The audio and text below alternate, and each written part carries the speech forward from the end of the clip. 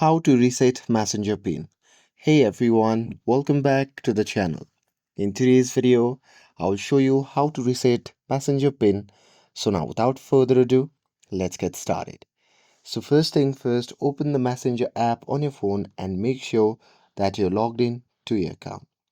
And now here, once you are inside the app, then you simply have to tap on the three dash icon shown in the bottom right corner of the screen. And now here, once you are on the menu section, simply tap on the settings option which can be seen at the top. And now here, inside the settings, you simply have to scroll down and tap on privacy and safety. And now here, once you are under the privacy and safety, then you simply have to tap on end-to-end encrypted chats. And now here in this section, you simply have to tap on message storage, and here in this section you can see the option labeled as reset pin.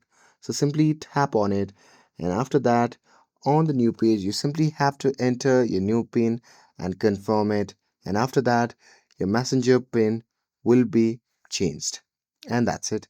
That's how you can reset messenger pin.